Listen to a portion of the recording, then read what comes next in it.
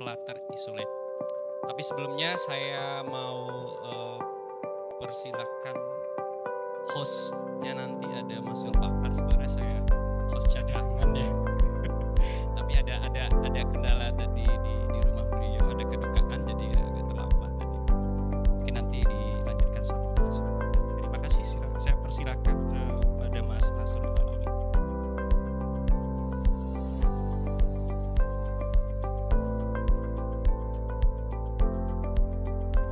Oh ya, untuk materi nanti mungkin kita deliver dari teman-teman panitia ya.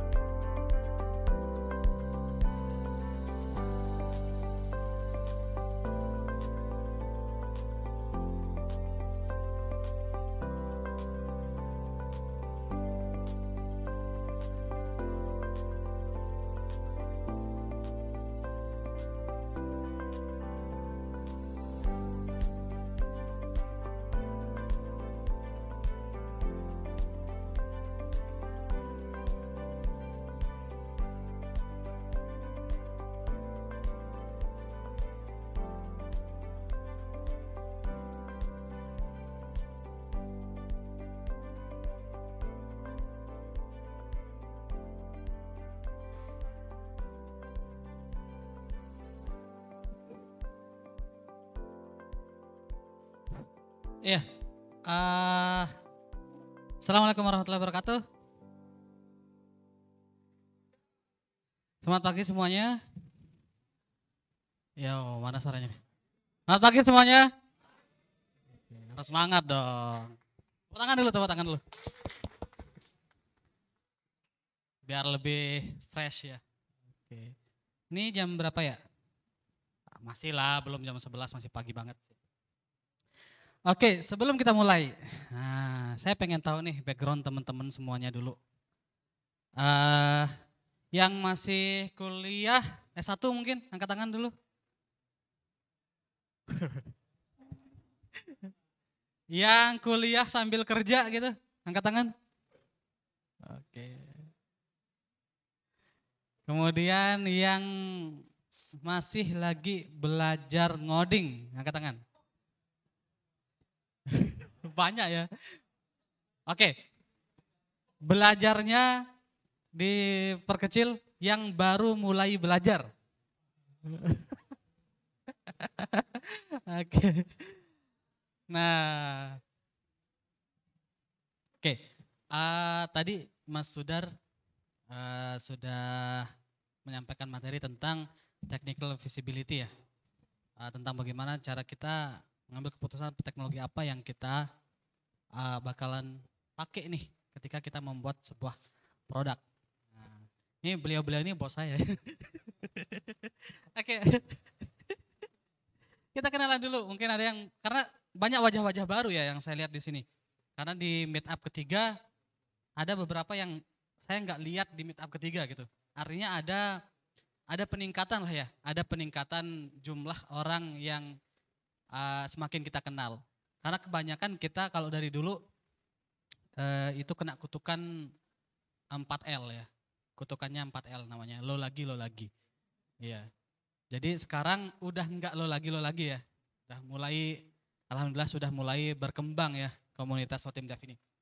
Nah, karena sebenarnya komunitas artinya kita sudah mulai terbangun environment-nya ya di Lombok Timur gitu. Kalau dulu awal-awal itu ketika saya bangun komunitas bersama Mas Hermain tadi, itu benar-benar kenapa kita mau bangun komunitas, bangun environment itu karena nggak ada teman ngobrol.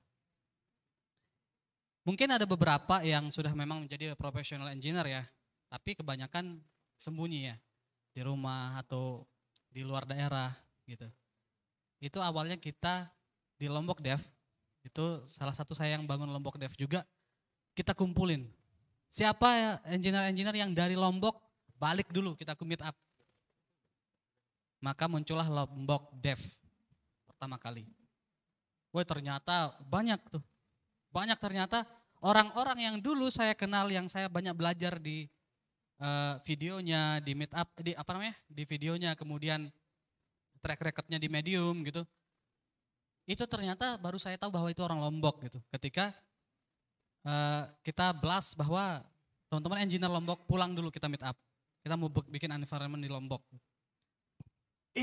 Bang ini orang Lombok ya bang gitu. Iya saya dari Lombok gitu. Wah, baru tahu ternyata saya banyak belajar dari beliau-beliau itu. Dan salah satunya saya dulu pas baru-baru ini belajar di petani kode gitu kan.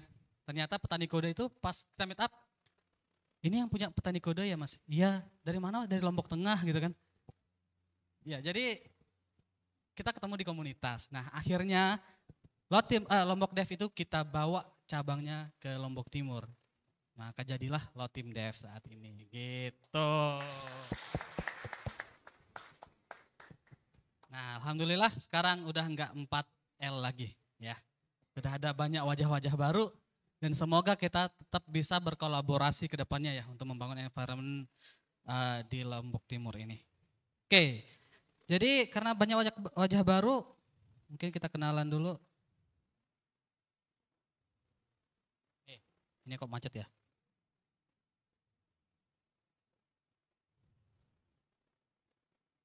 Walah, jadi situ. Sorry saya pakai Figma ini. Oke, kenalin deh. Oke, nama saya Nasrul Alawi ya. Teman-teman bisa panggil Alawi. Saya lead mobile di Gates Indonesia. Nah, jadi urusan mobile duniawi itu saya yang pegang gitu. Nah, mobile di Gates itu kita ada dua ya. Ada native sama hybrid. Hybridnya pakai Flutter. Kemudian native-nya ini khusus Android native pakai Kotlin. Oke, pakai bahasa Kotlin. Nah, cuma untuk iOS enggak masuk di divisi saya. Beda lagi lead-nya. Khusus lead iOS native. Karena beda penanganan sendiri, biasa tahulah iOS ya. Produk-produk Apple itu punya penanganan khusus ya. Jadi perlu lead khusus. Jadi saya enggak nanganin itu. Tapi kalau Flutter tentu karena Flutter itu hybrid ya. Oke, jadi kita bikin aplikasi iOS juga, Android juga pakai satu framework namanya Flutter. Oke. Nah, Flutter ini adalah sebuah framework ya dengan bahasa yang namanya bahasa Dart. Nah, bahasa Dart ini sendiri itu bahasa yang dibuat oleh Google ya. Bukan dibuat ya? Iya deh. Anggap saja dibuat oleh Google. Ya, karena dipopulerkan juga oleh Google kan. Engineer Google. Oke, kemudian Flutter ini juga dikembangkan oleh Google frameworknya. Nah, si Kotlin itu juga dibuat oleh Google gitu. Kenapa? Karena Android sendiri Google yang punya gitu. Nah, akhirnya kita kebanyakan sekarang pakai dua Kotlin atau Flutter gitu. Nah, kalau di Git sendiri kita kebanyakan fokus di Flutter. Untuk native kebanyakan yang pakai Kotlin itu proyek-proyek lama biasanya. Proyek-proyek lama yang baru kebanyakan pakai Flutter. Kenapa? Alasannya banyak. Salah satu alasannya adalah satu base code gitu bisa di build ke dua platform kan. Gitu. Jadi banyak yang perusahaan-perusahaan klien yang mau mengefektifkan cost-nya akhirnya milih pakai Flutter gitu. Nah, kebanyakan ketika teman-teman belajar sesuatu nih, apalagi kalau beda pola engineer lama dengan pola engineer baru itu berbeda. Kalau dulu ketika engineer lama itu developer lama ketika belajar itu belajar fundamental terus baru mulai naik. Sekarang nggak beda. Sekarang ketika belajar langsung belajar CRUD selesai masalah. Fundamental belakangan. Iya kan? Kenapa? Tapi apakah itu buruk? Enggak juga. Kalau saya it's okay, setuju aja. Nah, kenapa saya bilang saya setuju aja dengan pola belajar seperti itu? Yang pertama generasinya sekarang memang kayak gitu. Pengen langsung cepet. Nah, banyak yang berpendapat juga yuk harus fundamental dulu dong. Tapi kalau menurut saya enggak juga. Saya juga setuju dengan pola kedua-duanya. Kenapa? Karena saya buktikan sendiri, banyak yang ketika diajarin fundamental, pusing duluan, nyerah duluan. Akhirnya nggak jadi programmer. Gitu. Tapi ketika diajarin, ya udah, yang penting jadi aplikasi dulu deh. Jadi ketika dia lihat hasilnya, wah semangat, woi berhasil nih. Nah baru di sana cekokin fundamental. Gitu. Kebanyakan kalau saya seperti itu. Gitu. Karena kalau belajar kita fundamental apa sih ini? Ini sesuatu yang sangat sulit. Makanya kebanyakan orang menganggap bahwa ngoding itu sulit. Karena itu salah satu alasannya. Nah cuma pada saat ini saya nggak akan bahas CRUD ya. Kita agak sedikit ke fundamental. Kita agak sedikit ke fundamental. Oke, materi saya adalah speed up your apps with Flutter Isolate. Oke. Jadi di Flutter itu ada salah satu yang banyak ketinggalan. Ketika mungkin banyak juga yang nggak tahu bahwa fitur ini ada loh. Namanya adalah isolate. Nah, kebanyakan kita ketika belajar Flutter hanya tahu bahwa Flutter itu adalah bahasa asinkronus. Oke, kita tahu bahwa sinkronus dan asinkronus itu saja yang kita kebanyakan tahu. Tapi ternyata ada juga loh. Kalau kita paham bahwa si Flutter ini, itu bahasa Dart ini, itu mampu melakukan multi-thread, maka kita pasti akan ketemu yang namanya isolate. Ayo, saya tanya nih, ada yang tahu thread gak? Aduh, krik, tapi ya. Oke, kita lanjut aja ya. Nah, jadi ternyata si Dart dan Flutter ini mampu melakukan hal itu. Nah, lalu apa bedanya nih? Banyak engineer ini yang bertanya, banyak developer Flutter itu yang bertanya, loh kan udah ada asinkronus, kenapa harus pakai isolate gitu? Nah, itu dia. Kita mesti tahu dulu bagaimana struktur si Flutter ini sendiri, Dart ini sendiri bekerja itu seperti apa. Oke. Nah, si Flutter ini bekerja dengan yang namanya event loop. Oke. Nah, jadi dia sistemnya ketika kita membuka aplikasi si Flutter ini, dia akan terusan ada satu namanya event loop. Akan ada event loop, perulangan. Contoh ketika kita membuka aplikasi, kita diam lagi, itu tetap muter meskipun kita diam, tetap didetek perputarannya. Nah, kemudian ketika klik button, oh dia deteksi, wah ada klik button nih, saya harus ngapain ya? Itu fungsi event loop, oke? Itu fungsi event loop. Saya harus ngapain ya? Gitu. Kemudian kita diam lagi ketika klik button, nunggu loading misalkan gitu kan, nunggu loading. Oh ternyata dia lakukan request API. Oh ada request API. Oke saya lakuin nih request API-nya. Gitu. Lanjut lagi. Gitu seterusnya. Dan setiap apapun yang kita lakukan dan apapun perintah yang kita akan lakukan di aplikasi itu di loop. Dilakukan pendeteksian berulang. Ini event loop ini dideteksi. Apa sih yang kita lakukan? Apa sih sebenarnya apps ini mau ngapain gitu. Itu dasarnya sebenarnya.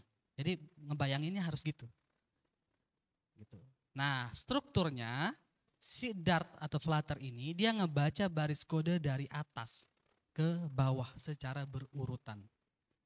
Jalankan baris pertama, jalankan baris kedua, jalankan baris ketiga, jalankan baris keempat, seterusnya.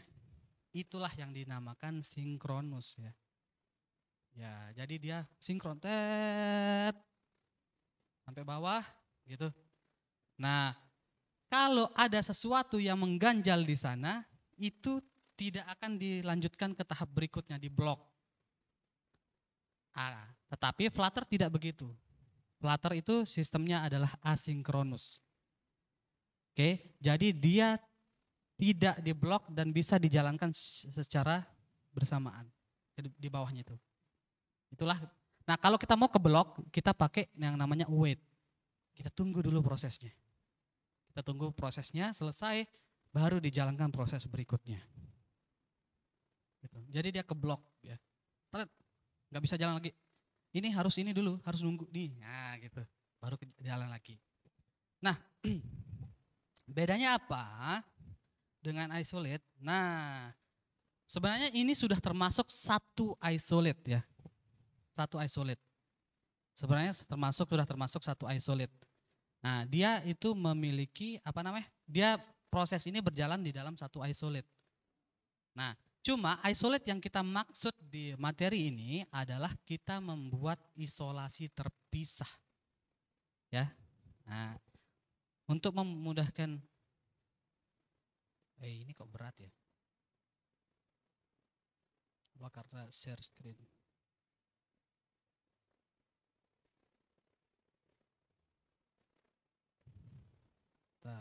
Nah, bentuknya asinkronus itu seperti ini sebenarnya. Ini yang jadi ibu-ibu misalkan kebanyakan itu dia sifatnya asinkronus. Kalau kita beda kan, kita kan sinkronus kan ya. Kalau cowok, kalau masak misalnya nih, kalau yang suka masak, misal bikin sambal, itu kita tontonin aja gitu. Ya kan, ngaku. Bikin mie, ya udah kita tontonin gitu. Baru kita potong bawang. Nah, kalau ibu-ibu itu kalau di dapur itu lagi goreng sambal, sambil nyapu. Bisa gitu loh. Nah, itulah asinkronus. Flutter juga kayak gitu sebenarnya. Gitu kan? Iya, ada nyapu. Itu bisa-bisanya nggak gosong loh. Kalau kita melek dikit gosong gitu. Iya. Nah, ini cara simple memahaminya ya, asinkronus ini gitu. Jadi dia bisa melakukan banyak hal dalam satu waktu. Gitu. Itu asinkronus. Jadi nggak berurutan gitu. Nah, lalu apa bedanya dengan isolate? Bedanya dengan isolate, kenapa isolate ini perlu? Itu karena kita membuat banyak buah ya. Banyak buah loop yang tadi secara terpisah. Oke. Jadi dia berjalan fokus pada apa yang dilakukan tapi banyak gitu. Kalau ini kan asinkronus, meskipun dia banyak yang dilakukan, dia tetap dalam satu loop. Satu perputaran itu doang. Nah, sehingga makin banyak yang dilakukan, itu apps kita, apalagi kalau apps kita bakal melakukan perhitungan yang kompleks. Itu pasti akan mulai nge-lag. Nge-lag. Meskipun asinkronus dijalankan bersamaan, tapi nge-lag meskipun nggak keblok. Kalau misalkan kita melakukan parsing yang gede atau melakukan perhitungan matematika yang mungkin kompleks banget gitu kan. Nah, itulah perlunya isolate. Kalau isolate itu dia ilustrasinya gini. Pencet lagi.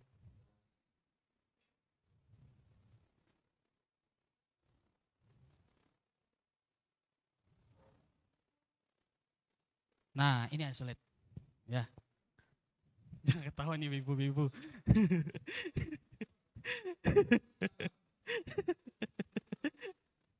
Iya, isolate itu kayak gini. Jadi ada satu yang fokus masak, satu yang fokus jemur pakaian, satu yang fokus apa. Tapi jadinya bareng gitu. Ini kan mate Bapak. Oke. Kayak gitulah konsepnya si isolate ini. Jadi kita mengisolasi sesuatu fungsi ini yang huge ini, perhitungan yang mungkin akan berat nantinya itu kita isolasi. Dia dijalankan, dia mengkonsumsi core prosesor yang berbeda dengan apa yang dikonsumsi oleh apps kita itu. Sehingga apps kita jadi nggak terganggu oleh perhitungan itu atau fungsi itu. Nah, setelah itu baru dia disimpan ke dalam memori yang berbeda dari memori yang terpakai. Nah, kalau contoh misalkan kita buka Chrome ya. Ketika kita buka Chrome, itu memori kita kepake banyak gitu kan, ya enggak? Nah, memori kita kepake banyak, makin banyak tabnya makin banyak kepake memori kita di Chrome. Sedangkan aplikasi lain itu buka dan pakai memori yang berbeda kan? Dia pakai prosesor yang berbeda dan memori yang berbeda. Nah, itulah sebenarnya si isolate ini. Supaya enggak pakai di satu apps itu. Gitu. Kita tetap kan bisa buka banyak apps dalam satu waktu, misalkan di laptop. Tapi kalau buka satu Chrome, tabnya banyak gitu, memori udah kepake banyak, itu pasti lag. Padahal apps yang lain bisa. Nah itu sebenarnya fungsinya si isolate ini. Gitu. Kalau asinkronus, betul, tetap asinkronus itu juga bisa menjalankan berbagai fungsi dalam satu waktu. Tapi dia pakai memori yang sama dengan aplikasi, dia pakai prosesor yang sama. Gitu. Kalau isolate beda, dia punya ruang khusus, dijalankan secara khusus, dan nggak bisa langsung datanya diambil. Harus di-send melalui port. Nah, itu salah satu yang katanya juga salah satu yang bisa kita pakai untuk jika ada suatu fungsi yang harusnya security-nya lebih ini. Nggak tahu ya, nanti kita tanya Mas Wahyu ya. Nanti kita tanya Mas Wahyu, apa benar gitu. Tapi saya nggak tahu ya. Gitu. Nah, jadi kita send by port, nanti receive portnya, hasil dari ini gitu. Sehingga apps kita tetap smooth berjalan di customer, gitu. Meskipun ada fungsi-fungsi gede di sana, gitu. Itu fungsi dari isolate ini. Nah, gitu. Ini lag lagi.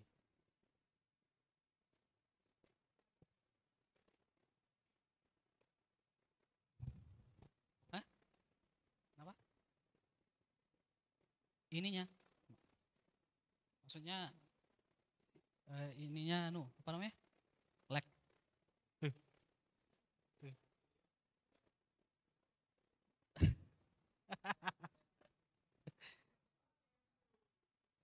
oh iya gimana cara pakai ini, saya pertama kali pakai Figma ya.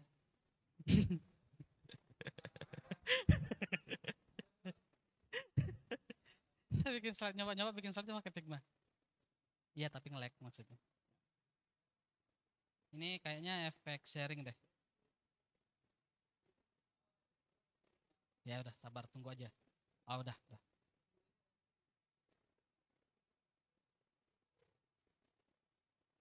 Oke, gitu. Lanjut. Nah, ini saya nggak bakal live coding ya, nggak bakal live coding karena waktu dan saya nggak siapin juga buatnya. Oke, apa ya? Ntar, ini macet nih. Boleh stop sharing dulu gak?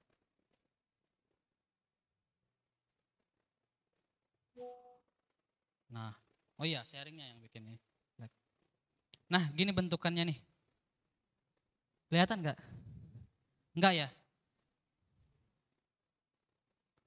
Nah, bentukan isolate itu kayak gini. Sebenarnya sesimpel ini sih.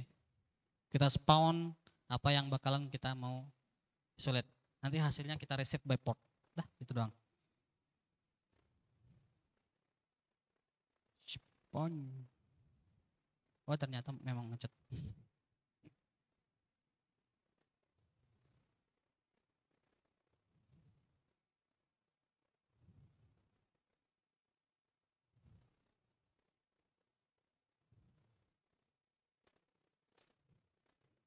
Oke, nah ini salah beberapa keuntungan pakai isolate. Memperbaiki performa aplikasi dengan menjalankan kode secara paralel. Oke. Kemudian membagi beban kerja seperti yang saya bilang tadi, membagi beban kerja antara core-nya CPU. Ya, supaya enggak satu ini dipakai, satu apps ini pakai banyak gitu. Nah, mending dibagi-bagi gitu kan, kerja bareng gitu. Nah, kemudian ini yang saya masih pertanyakan, ini menjalankan kode yang memerlukan lingkungan yang aman. Itu harus Mas Wahyu yang menjawabnya nanti. Apakah betul? Apakah benar ini salah satu keuntungan pakai isolate ya? Nah, yang terakhir itu keuntungannya adalah meningkatkan stabilitas apps kita. Gitu. Nah, kalau kita mau pakai isolate, mungkin akan muncul pertanyaan, tadi bahasnya keuntungan-keuntungan doang. Kelemahannya apa? Ada nggak kelemahannya? Kelemahannya banyak juga. Ya. Kelemahannya adalah enggak semua fungsi harus di-isolate-kan gitu. Karena apa? Nah, karena sebenarnya isolate ini kan fungsinya untuk menjalankan sesuatu yang gede kan. Nah, tapi belum tentu apps kita ini bakalan menjalankan suatu fungsi atau suatu perhitungan yang kompleks. Belum tentu. Nah, itu salah satu kelemahannya. Gitu, salah satu kelemahannya. Kemudian cost, kita harus memikirkan cost juga. Kalau nggak penting-penting banget jangan dipakai. Maksudnya costnya kenapa? Tentu codingan akan jadi lebih kompleks. Tentu codingannya akan lebih kompleks ketika kita menggunakan isolate daripada langsung udah asinkronus, udah selesai masalah gitu. Nah, makanya itu salah satu kelemahannya juga gitu. Mungkin cost akan bertambah karena perlu membuat codingan yang agak lumayan kompleks lagi. Gitu. Tapi enggak sampai sini aja fungsinya sebenarnya isolate. Saya temukan fungsi lainnya isolate ini. Fungsi lainnya adalah ternyata kita bisa bikin itu kan Dart ini codingnya itu nggak bisa disimpan dalam database dan dijalankan secara ini kan. Ternyata pakai isolate ini bisa. Codingan ini disimpan dalam database dalam bentuk string. Stringnya itu kita jalankan menggunakan isolate. Itu ternyata bisa dan hasilnya kita send port. Nah, itu masih saya riset sih. Masih saya riset itu. Tapi terakhir saya coba bisa ternyata. Gitu. Oke. Itu aja sih materi saya. Untuk lebih dalamnya nanti saya post secara detail di Medium saya. Saya lagi belajar nulis. Saya lagi belajar nulis, Medium saya bisa teman-teman buka di sini. Ya. Cobain aja, mungkin saya copy-copy aja tadi. Nggak kelihatan ya? Ntar, ini lag-nya. Oke. Coba deh, bisa atau enggak? Ini artikelnya baru 1. Biar saya semangat menulis follow.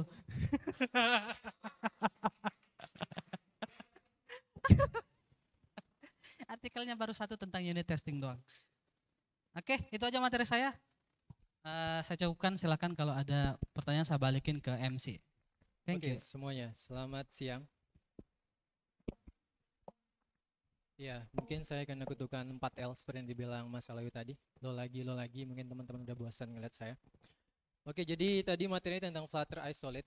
Sedikit FYI buat teman-teman. Flutter itu punya fitur Isolate bukan karena dia kena COVID dan harus diisolasi ya. Karena itu memang fitur bawaan dari Flutter gitu. Baik, ada yang mau bertanya? Ya, silahkan dari paling depan dulu.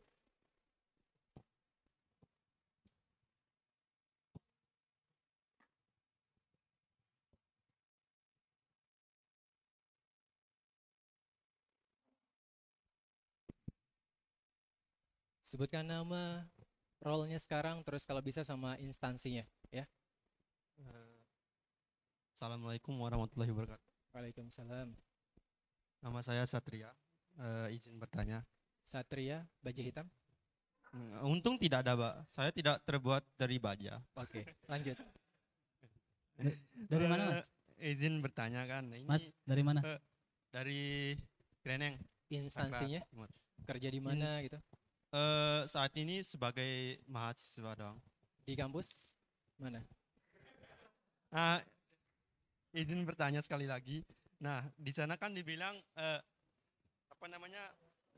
setiap event loop itu kan dimasukkan ke memori address yang berbeda-beda kan. Nah, bagaimana kalau memori yang tersedia itu terbatas?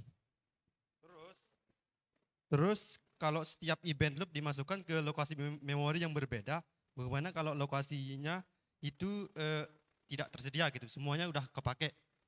Nah, event loop yang diisolasikan itu dikemanakan? Apakah tidak akan terjadi crash atau seperti yang tadi itu keblok gitu, ngantri dulu sampai memori address itu ada yang tersedia gitu, atau dikemanakan? Terima kasih.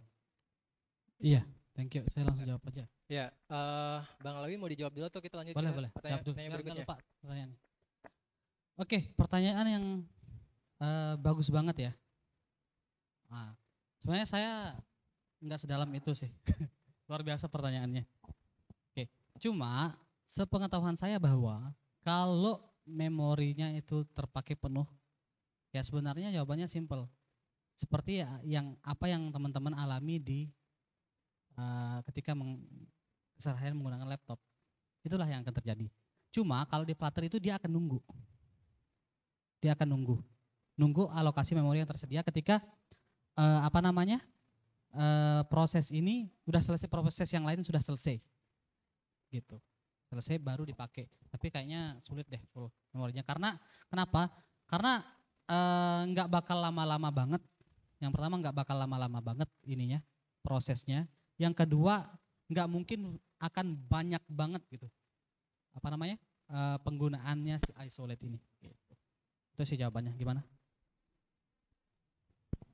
Cukup menjawab, Cukup. Mas Satria. Boleh tanggapin. Lumayan cukup. Boleh cukup. Oke.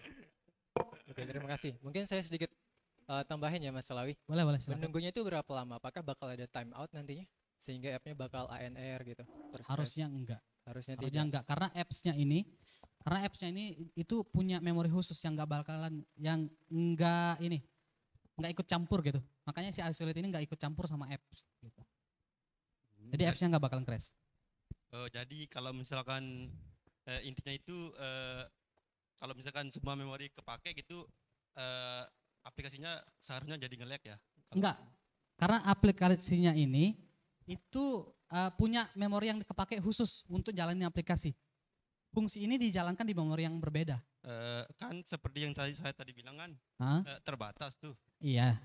Ya kalau misalkan Oke. memori yang dia khususkan itu kan ada kan proses lain juga, nggak mungkin cuman buat aplikasi yang itu aja kan Iya. yang dibikin itu. Jadi seharusnya Harusnya sih enggak.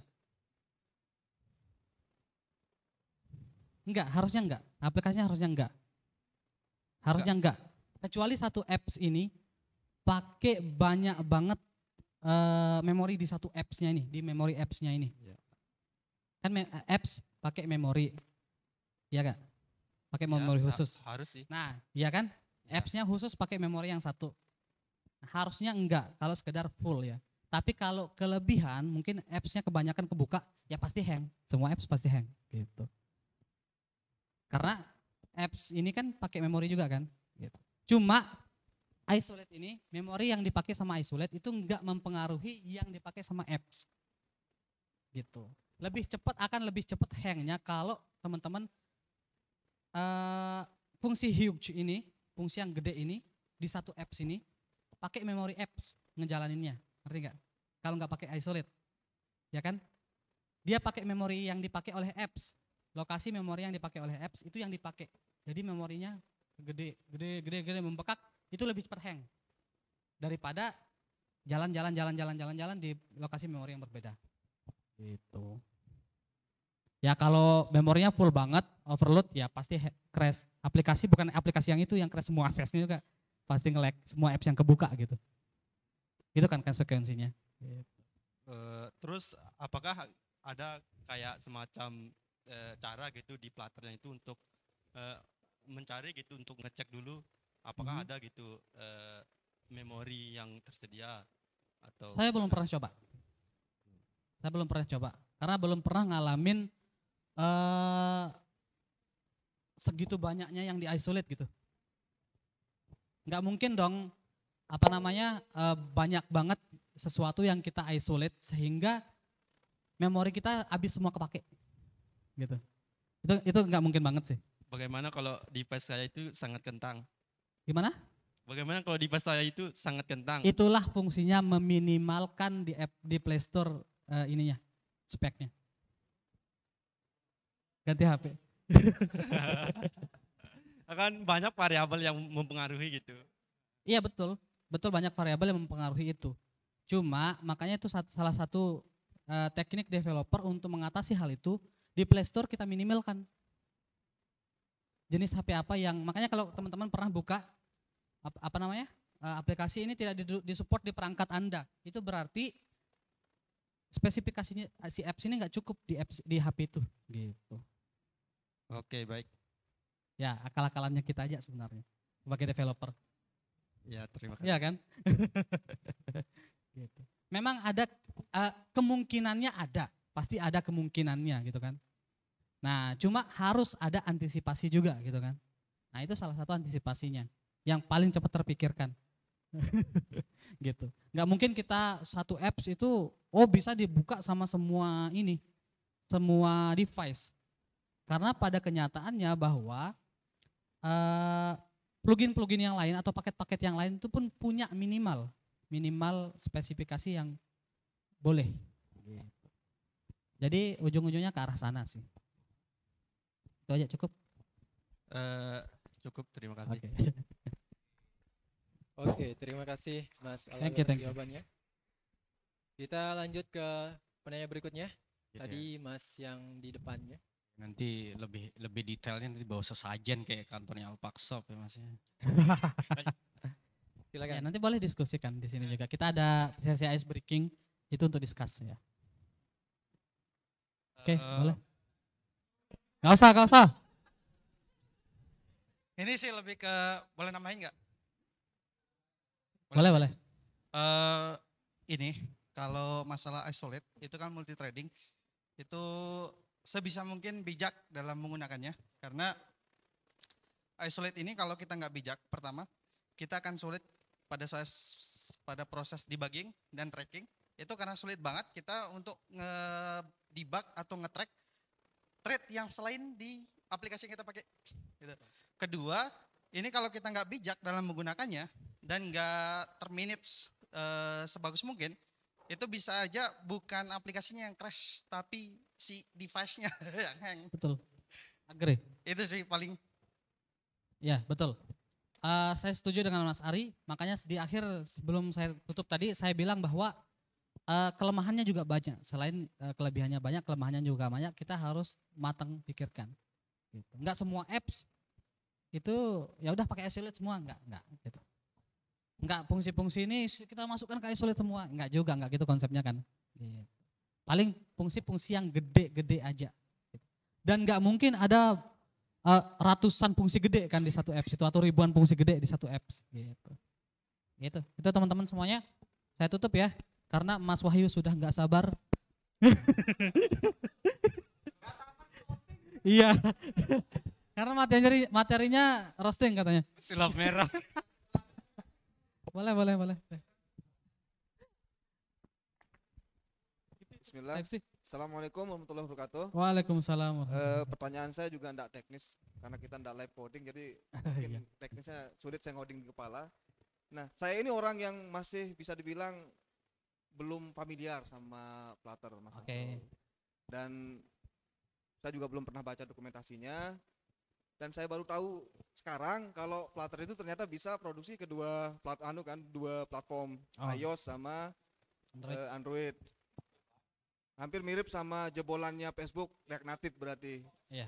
Nah sekarang pertanyaan saya, apa kelebihan Flutter? Kemudian kalau kita mau belajar, kita mulai dari mana? Dan apa yang harus dilakukan? Karena saya belum pernah sama sekali yang Flutter. Oke, saya langsung jawab. Betul bahwa Flutter itu sama kayak React Native itu bisa dipakai untuk multi platform. Tapi bedanya dengan React Native, Flutter itu speednya sudah natif. Kalau React Native itu benar-benar hybrid. Karena teknologi di baliknya, kalau si React Native itu menjalankan semua ini pakai virtual. Makanya dia bisa si React Native ini support push ketika kita ada fitur baru, nggak perlu update ke Play Store, kita bisa berubah. Karena itu menjalankan secara virtual. Kalau teknologinya teksturnya React Native, kelemahannya React Native itu lama. Kalau Flutter itu speednya sudah setara dengan native, baik native Android maupun native iOS-nya. Nah, cara belajarnya ya udah dokumentasi. Dokumentasi. Di YouTube banyak kalau Flutter di YouTube tutorial Indonesianya banyak dibukanya. Thank you. Nanti